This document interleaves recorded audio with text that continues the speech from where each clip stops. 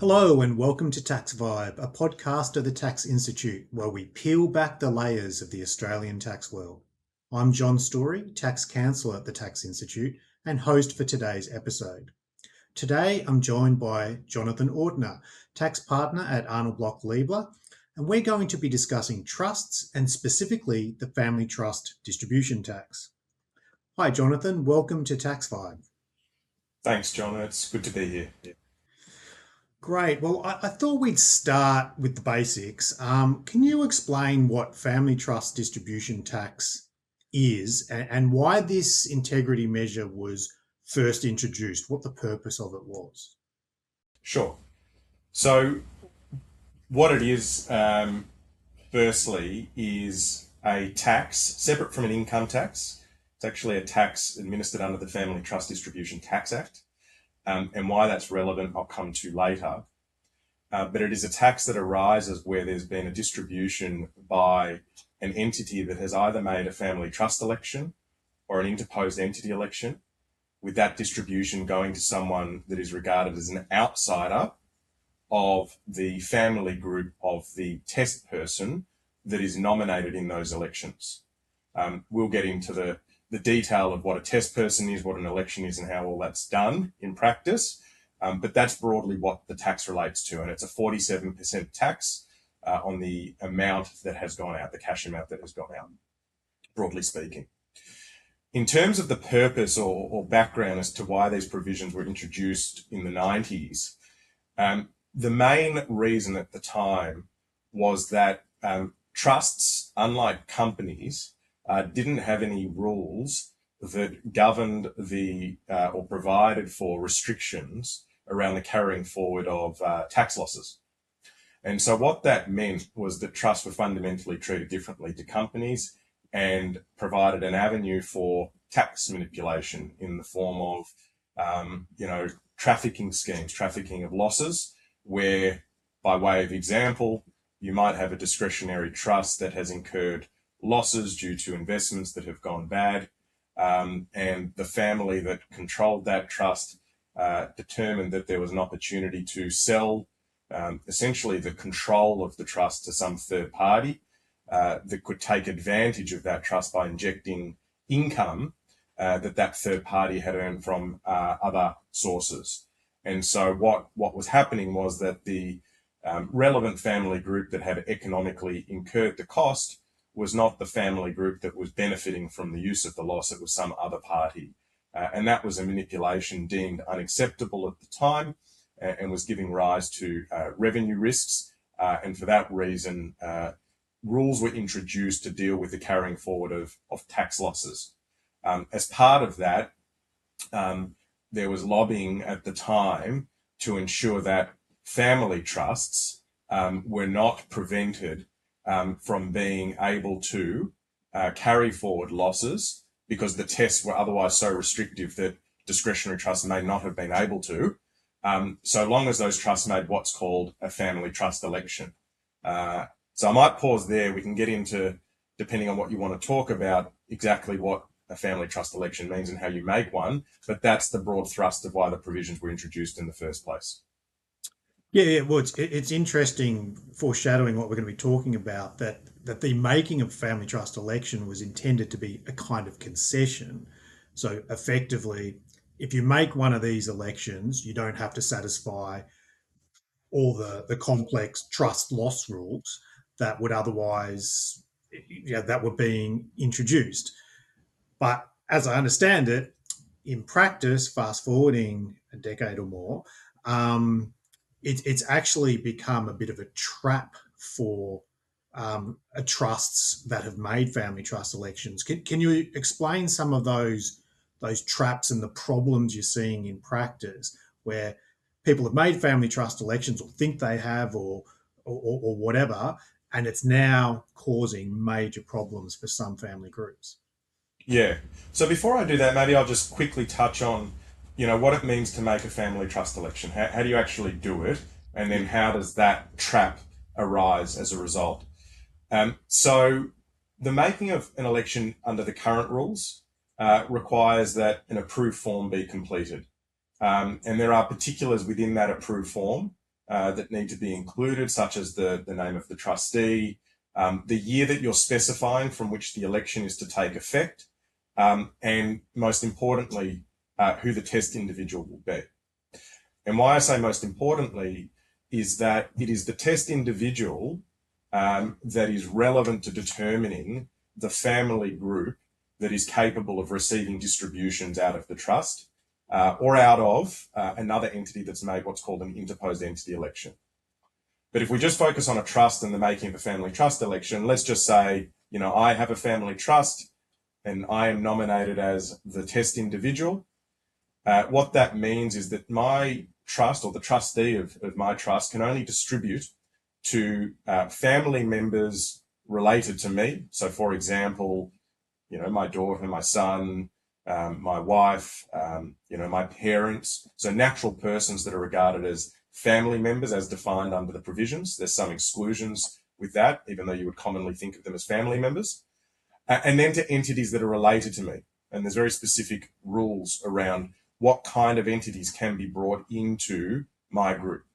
And generally that's going to be, say, for example, in the case of a company will be in my family group where either I hold all of the shares, giving me the rights to income and capital of that company, or the shares are held by my family members, natural person family members, or the shares are held by another trust of which there is a family trust election in place with me as the test person. And that can be, either all of the shares by each of those persons or collectively together across the three different groups that I just mentioned. Now, you can only make one election, and typically speaking, it's irrevocable. There's certain rules that can apply where within a limited time frame you can vary or revoke that election, but broadly speaking, it should be considered to be irrevocable. And so where we're seeing issues arise in practice is that there is information asymmetry at times, because as groups expand and you have more and more trusts, or you have succession, because, the original test individual, such as myself, may have passed away, so it's now the next generation that's setting up structures. All of the information that might have been in my possession and the possession of my accountant may not now be in possession of my children or my children's accountant. And so when it goes to their accountant looking to advise them and making elections to nominate who the test individual of their structure should be, there may be a misunderstanding as to who the test individual of my structures were, or the fact that I've passed away means that I can no longer be nominated as the test individual in new elections. And suddenly you've got this disparate group from a test individual perspective, albeit it's still within the family, and distributions are suddenly going to outsiders because of the sort of convoluted way in which the rules are applied in practice. Yeah, so the rationale of making the election is that distributions made within a family, that wasn't the mischief that the legislation was getting at. If a trust controlled by me makes a loss, and a trust controlled by my family has income to inject into it within the family, that's fine. And so these family trust elections were intended to allow that, with the stick of, well, if you distribute outside your group, you're going to be punished for that. But stick within your group, then we're not going to apply the strict trust loss rules to losses. It seems like the mechanics, the practical implementation of the rules are what's causing the problems, in that people find themselves inadvertently out of a group or accidentally in a group, or you can explain some scenarios. So in practice, it's not working as intended. Is that a fair summary of the problem we're facing? Yeah, look, I think the issue that has arisen, I think there's a multitude of issues, and I should say as well, we touched on obviously the reason for why these provisions came into effect, which was to facilitate the carrying forward of tax losses. But since then, the concept of a family trust has become a lot more pervasive through the Tax Act. And there are other reasons as to why you would want to make a family trust election. That includes flowing through franking credits. Yeah. It includes being able to satisfy the small business restructure provisions in Division 328. It includes getting out of certain trust reporting requirements. So there's a number of reasons now why you would want to make one. Yeah. But as to why some of these issues then come up in practice, at times people make elections without actually thinking about why they need to. And so you think about the things that I just mentioned, losses, franking credits, none of that actually may be in existence. Yet the accountant or the relevant advisor to the taxpayer suggested putting one in for the avoidance of doubt. Now, historically, that's not been a bad thing, but the problem is once you make that election, which is irrevocable, it hamstrings you in terms of what the trust can do vis-a-vis distributions moving forward. And so that's an example of things, where there's a misunderstanding as to at what time should you put these elections in. The second issue, going to your point, is I think there's just been a general acceptance that, well, if it goes to my son's trust, or if it goes to my daughter's trust, or if it goes to my wife's trust, or a bucket company owned by my wife's trust, we're all family, right? So all the entities are family and it's okay. But that's not right. Family members, being natural persons, are different from family group, which is what's relevant to work out whether entities are within the test individuals group. And just because the company that's a bucket company is controlled by, say, my wife's trust, doesn't automatically mean that company is in the family group. And you need to go through Schedule 2F and look at the definition of family group and then track through to what it means for a company to come within the family group and how that can happen to make that determination, as opposed to just saying, well, it should be in the family group because it's controlled by my wife and my wife's a family member. It doesn't work like that, and the rules are very technical. And this was acknowledged by Treasury in, I think, 2011 in their discussion paper on the modernisation of trusts. Yeah, and it seems that as well as the rules being, they're not just the vibe of who is a family, they're much more strictly prescribed rules. But as well as that, there are a number of aspects that mean that if you fall foul of, oh, I thought my wife's company was in the group, but it worked out that it had a different test individual who wasn't a family member, or whatever. Not only is it sort of perhaps easy to make a mistake because the rules are very tightly, they're very prescriptive and don't necessarily fit within your intuition of what a family group is. But falling foul of the rules has devastating consequences. You've mentioned the tax rate that applies, 47%, but there are other aspects such as time limits and other things that mean that making a mistake, it's not just that you can inadvertently make a mistake, but making an honest inadvertent mistake has devastating consequences. Can you explain why that happens or could happen? Yeah, look, John, we've got, we've seen in practice, as other advisors in the market have, liabilities in the hundreds of millions of dollars. Now, it's not just the hundreds of millions of dollars. The liabilities really that we're seeing, regardless of the size of the group, are disproportionate for what has actually occurred, being typically an administrative error and a misunderstanding as to how the rules apply in practice, as distinct from some egregious loss trafficking scheme which the rules were introduced to deal with in the first place. And it's funny, if you go back to some of the commentary in the 90s when they were trying to draft these provisions, the mere announcement of draft legislation was enough to dissuade people from entering into these loss trafficking schemes. You don't really ever see it in practice, and you haven't for a long time. So, the mere announcement of the provisions was pretty much enough to put a stop on the sort of behaviour that the government did not like at the time. And so much so, when the legislation was introduced, in forecasting the estimates for the provision, it was anticipated that the tax raising or revenue from the provisions in practice would be negligible because it wasn't expected that people would breach the provisions. So if we fast forward to now and sort of what we see in practice with the collection of hundreds of millions of dollars or, tax liabilities disproportionate to the offence, it is in some respects what people would argue inconsistent with what was being said at the time of the introduction of the legislation. And why that's relevant is because we do not believe, as the Tax Institute, and we've made submissions on this, and other advisors and bodies in the market are taking the same view, that it is appropriate for there to be no discretion available to the Commissioner in the circumstances which he could exercise to disregard what are fundamentally honest mistakes. And I sort of use Division 7A as a proxy for that, and the discretion that exists in 109RB, and the policy rationale for why it exists, which is that the rules are fundamentally complex and are open to error, and that it would be appropriate in the context of Division 7A, where there are such honest mistakes, for the Commissioner to allow the discretion to be exercised to disregard deemed dividends. That equivalent policy rationale exists here. It's compounded by the fact that there's no discretion. It's compounded by what you just alluded to before, which is that there's an unlimited period of amendment, essentially, if we can call it that.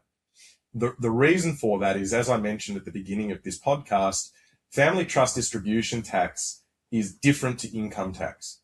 The income tax provisions and the raising of a debt for income tax is subject to an assessment process. The Commissioner must issue a notice of assessment in order to crystallise a debt due and owing to the Commonwealth under the income tax provisions.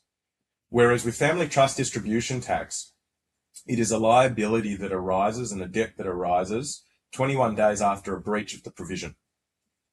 And that is the distinction as a result of which we have an unlimited amendment period, because it's not subject to the same amendment period rules as income tax assessments. It's just a debt that is available for collection by the Commissioner, and the Commissioner takes the view that he must go off and collect that debt as the revenue agency.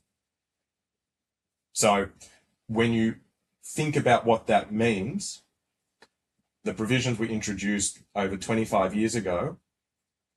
The Commissioner has the capacity to go back to the very beginning and assess taxpayers on mistakes that may have occurred and assess it to 47% tax.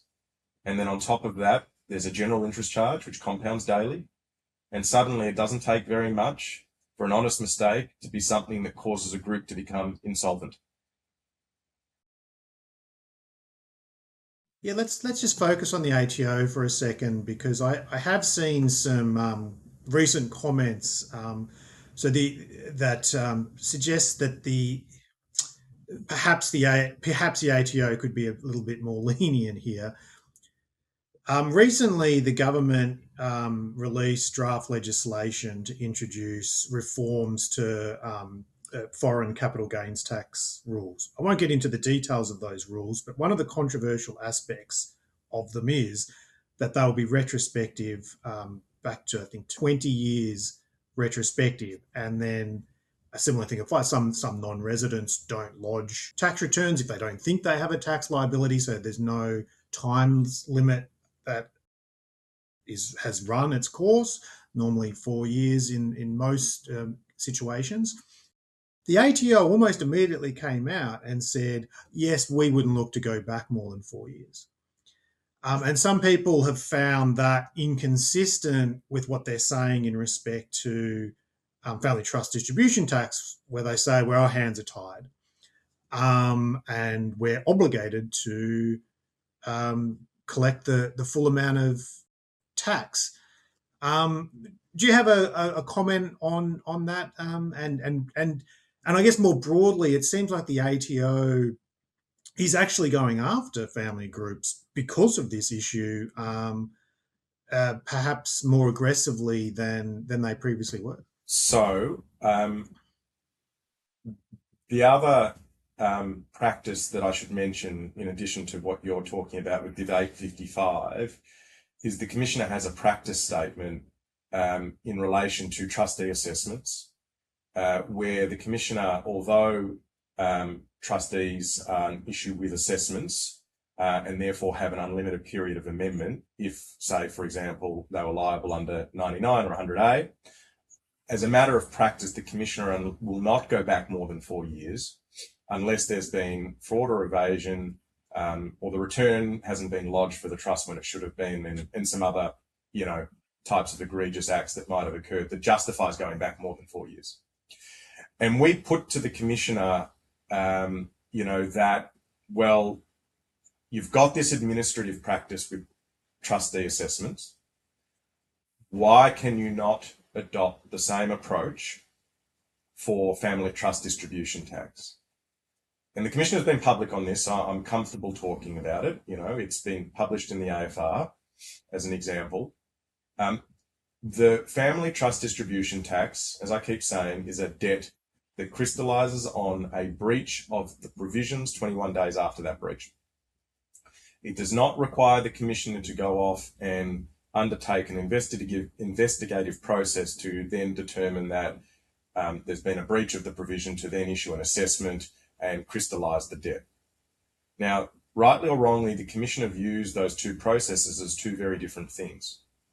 If there's a debt due and the Commissioner is aware of that, he's got no choice but to collect on the debt.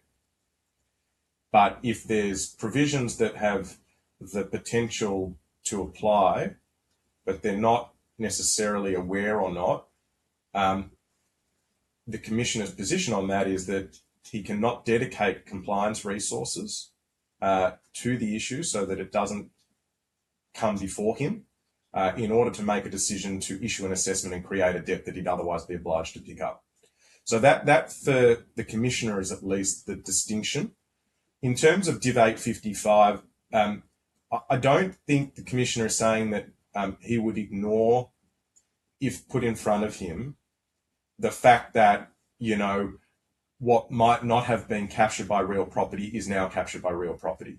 And so, for example, the Commissioner says if a taxpayer applied for a ruling that involved the amended law, the Commissioner would consider the retrospective effects. Likewise, I believe if a case came before him, that he wouldn't be able to turn a blind eye necessarily, and he would have to consider the matter based on whatever the law is. So I think all he's saying at the moment that they're not going to go out and actively dedicate compliance resources to the issue to identify a particular problem, which frankly is all we're asking the Commissioner to do family trust distribution tax as well. However, the Commissioner's position with that is that they can't unsee what they see if being picked up in a review, because a lot of the data may just be in front of them, given that it relates to distributions. If they see a distribution to an outsider within the amendment period and they can see that that is showing up as a distribution that's occurred, 10 years ago as well, they have to dedicate, in their view, the resources to determining whether there's been a breach of the provision for the purposes of collecting on the debt. Now, they could moderate the way in which they look at these cases, as we have advocated for, by not raising questions in risk reviews and the like to, put the information before them that they can't then unsee. But unfortunately, that's not happening in practice from my perspective and from others. Certainly in the risk reviews that I'm seeing, in Next 5000 reviews, in reviews on commercial deals engagements as a result of transactions that have completed, the Commissioner is asking specific questions about family trust elections and is gathering information that once he does, he then is in a position that he can't unsee, what he has seen. I guess one advantage of the ATO's approach is that if they were a little more accommodating or felt they could be more accommodating, some of the legislative problems that are causing the issues here, we could sort of smooth the rough edges and just keep going. But in one sense, because the ATO have taken that, they've given a legal rationale for it, but certainly it could be interpreted as a rather hard stand on the issue. That's meant that this is really has to move to a legislative fix to resolve these problems. The ATO are, at the end of the day, just applying the law as it is written, and if there are unintended consequences that are devastating family groups, it is ultimately the way the legislation is currently drafted. Now, the Tax Institute has put in a submission to Treasury to do exactly that. Other bodies, accounting and tax bodies, have done the same, and there's recently a joint submission. Can you walk through some of the key proposals that would fix this problem at the legislative level? Yeah. And before I do that, I might just say as well, through my role as chair of the SME committee with the Tax Institute, and then my role as co-chair on the private group stewardship group, we have worked very closely with the tax office to try and find administrative solutions to these issues. One of the ways in which we've been able to achieve some level of success with the tax office is through an agreement with them to have an amnesty in relation to the general interest charge, so that where taxpayers come forward voluntarily, if they identify a family trust distribution tax issue, they can do so by 31 December 2026, with the comfort that the Commissioner will remit GIC to the tune of 80%, which in a lot of the cases, that is a significant part of the liability. So that is going some way to ameliorating the issue, but it's not enough. And it's not enough for a few reasons. One is because it's not perfect the way the system works in terms of when family trust distribution tax arises, what it means is that the distribution to the beneficiary is treated as non-assessable in the hope that there's no double tax. That doesn't always work where, for example, there's franked dividends passing, because the franking credits are denied. So there is an additional tax impost that's being picked up that wouldn't have otherwise in normal circumstances. The other reason why it's not really working in practice is because these rules are so complex and go back so far, and people don't have perfect information, that how do you make a voluntary disclosure when you don't know what you don't know? Until it's too late because the ATO's picked it up. You just can't. So, the group that these administrative solutions are capable of applying to is limited, and it's not perfect. And so for that reason, after sort of the 2 years of working with the tax office on this, all of the relevant bodies, Tax Institute included, determined that the only way forward was legislative. Now, there's two ways that we can approach legislative reform. There's the Band-Aid solution, which has happened haphazardly over the years with these provisions, as they have with other, provisions in the taxing acts, including Division 6. Or there's the wholesale reform. Now, wholesale reform, what I mean by that is tearing up Schedule 2F because it's completely outdated and arguably unnecessary, and starting it again so that we don't have this pervasive influence of family trusts through all these provisions that it was never intended to be picked up in, and address the integrity concerns in the relevant provisions specifically. So that might be that we've got specific rules applying for family trusts or discretionary trusts as it relates to trust losses. For franking credits, we've got specific rules for that as well. For small business restructures, we've got specific rules for that too. Now, I'm not going to get into what that legislation might look like. That's a very complex discussion, and it's got a lot of, there's a lot of policy rationale that needs to underpin that would shape what the legislation ultimately looks like. But that's one option. That's a long runway, I think, in the current environment. So in the interim, what we're asking for, with the acknowledgement that wholesale reform ultimately is needed, are certain current amendments to what I describe as cauterising the blood loss. Now, what that looks like is the introduction of an amendment period that aligns with income tax assessments, 4 years. There is no policy rationale, in my and other people's view, that justifies the unlimited amendment period that applies here. When you go back to the Rosa report from 2005 and what the basis is for an amendment period, it is to provide certainty and finality to taxpayers. And that does not exist here. And the fact that within these provisions, what is important is documentary evidence a lot of the time. That doesn't exist when people have passed away or we're trying to go back 30 years or family groups have, changed. So it's very hard, and there's no certainty in the system as a result. The other issue with that as well is that we don't have, I think, fairness and alignment between why there is an amendment period for most income tax provisions and family trust distribution tax. And then what's available to the Commissioner now as well, through the modernisation of the trust administration systems, is a lot more real-time data that discloses trust distributions to beneficiaries. And so the sort of issues that might have existed in the past that justified an unlimited amendment period, information asymmetry, Commissioner needs time to find the information, similar to why evasion is justified for an unlimited period, that rationale doesn't exist anymore. So really the unlimited amendment period needs to go, and it needs to be 4 years. And that will fix the compounding GIC issue. We also think that GIC should be replaced with SIC. And the reason for that is fundamentally when SIC was introduced back in around 2005, it didn't take the place of GIC for family trust distribution tax, which was a provision introduced before then. GIC exists now really to stop taxpayers from being able to use the tax office as a bank when there is a known debt due and they simply do not pay it. That justifies the higher compounding rate.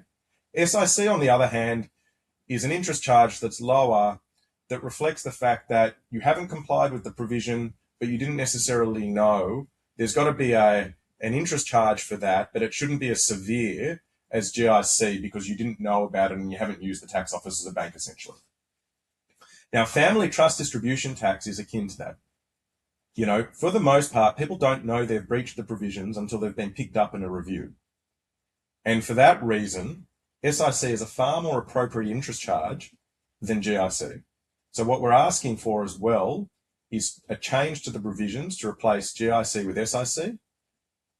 And that, together with a 4-year period, would significantly reduce the disproportionate liability that taxpayers currently have as a result of innocent mistakes or administrative mistakes.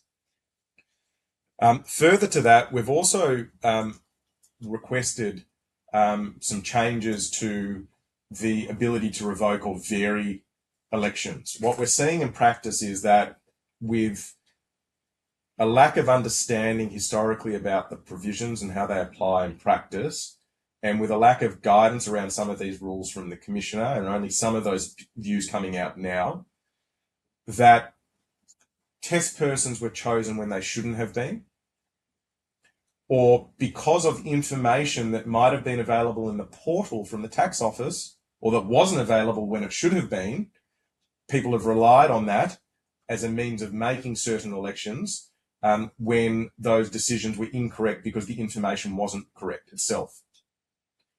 And that mistake might only be found out later than 5 years, which is the current window for being able to revoke or vary, if you can even do it by satisfying the conditions in the first place. So what we're asking for is an ability to go back and vary or revoke on an unlimited or some other longer period of time basis to allow taxpayers to rectify elections that have been made where mistakes have occurred in identifying or nominating a particular test individual that shouldn't have been, or information has become known to the taxpayer that wasn't previously, which informed them as to how they should make an election, and that changes now because of that new information. The other thing that we are also advocating for is a change in the family control test for companies. A big issue that we're seeing in practice, which I alluded to earlier, is that, a family trust, say with me as the test individual, is distributing to a bucket company where that bucket company is held by another trust with, say, my wife as the test individual. Now, because of the way the family group definition works for companies and family control test for companies to be able to make an interposed entity election works, the company is neither in my family group nor is it capable of making an interposed entity election to come within my family group. That's despite unit trusts being able to satisfy the family control test in a far broader way, where the structure could be the same, unit trust 100% held by my wife's trust, but I'm a director of the trustee company, for example. It can satisfy the family control test that way, and the unit trust could make an interposed entity election to come within my group so that distributions to the unit trust are okay. That expansive family control test doesn't exist for companies. And because of its limited nature, it means that people are inadvertently making interposed entity elections for companies when they thought they could, but they couldn't. Distributions are going to those companies and it's causing family trust distribution tax. So we don't think there is any basis for limiting the family control test for companies in the way that it has been, given the test that applies for unit trusts, and that it should be expanded. And there's no mischief, in our opinion, that would be realised, should that amendment occur. I think anyone who um, investigates this area in any detail would eminently agree that all those changes are very sensible, very minor, not going to cause any mischief, and will potentially avoid some horrendous, you know, problems for trust that at the end of the day often conduct businesses and or engaging in investments that are good for everyone. Um, I guess though that politicians aren't just interested in the views of tax professionals; they're also interested in the views of their voters. And might just segue to broader issues of reform.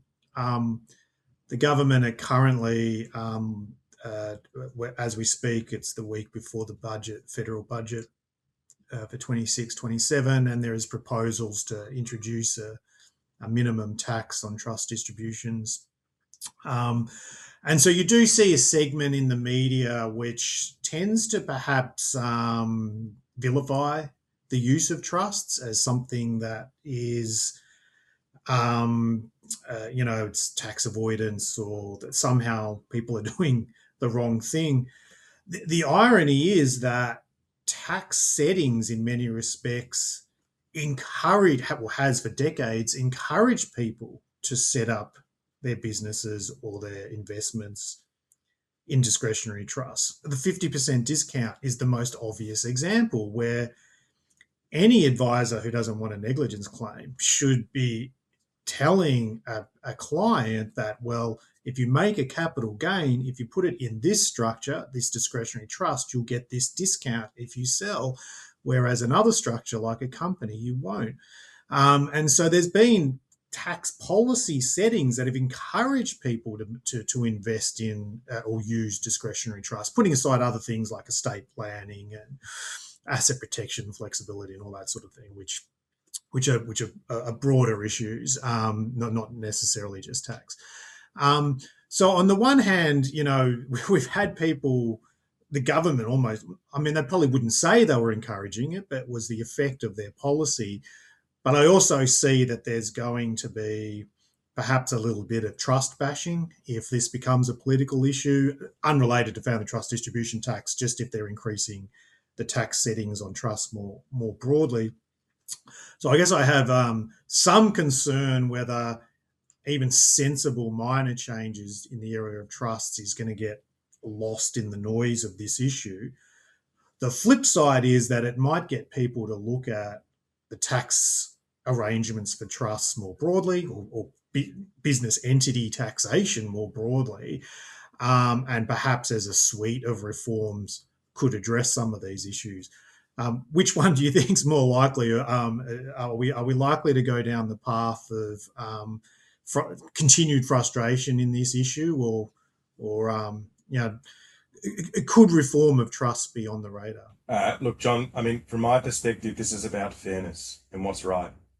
We're not asking for the provisions to be redesigned in a way that allows the concerns at the time of loss trafficking and the like to be reintroduced. For example, asking for a limited amendment period doesn't mean that it's not open to Parliament to draft legislation in a way that would mean there's still an unlimited period of amendment where certain types of behaviours are present in the schemes identified by the Commissioner, be it evasive behaviour, be it loss trafficking type behaviour. The integrity of the regime can be protected while still being designed in a way that is fair and adheres to the fundamental principles of how tax policy should be shaped in Australia. At the moment, you can have a circumstance where an administrative error is made in 2005 and you've got a compounding interest charge, right?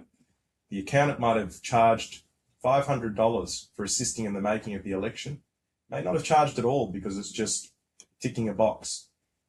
Yet the taxpayer could have a multi-million-dollar liability completely disproportionate to the offence that causes the group to be wound up. And these are hard-working Australians. As we know, we've got over 1 million trusts in the country. We've got small businesses operating through trusts. We've got medium businesses operating through trusts. We've got large businesses operating through trusts. The way in which the framework of our system operates, as you say, has facilitated the use of trusts in this country. And that's the byproduct of that. More or less every business operating in some form or another has a trust within a private group structure. And so when provisions are applied in this way, it has the capacity to cause insolvencies, which means not only are private groups affected, but their employees, their creditors, the accountants, the insurers. There's so many ripple effects here that mean that change is just necessary now. It's quite clear. Now, in terms of what I think will happen, that's the million-dollar question, obviously. The Labor Party has historically seen trusts as something that might be facilitative of tax avoidance. Now, the irony is, in any of the changes that are currently being proposed by government, be it the 30% minimum tax or the CGT discount, all of the reasons as to why you might have historically used a trust, there's still all the other reasons, which is what we've said all along, asset protection, estate planning, and so on, that will mean trusts continue to be used. We wouldn't recommend, for example, someone with significant assets hold them in their personal name or hold them through a company in which they hold the shares personally because they're exposed. So trusts are still going to be a feature of the system, regardless of tax. And for that reason, we need to see these amendments put through. And if that means that the government needs to make other changes to the taxation of trusts to make it fair, well, they'll do what they feel they need to do. But as part of that, if they're talking about making things fair, they need to make changes to these provisions as well.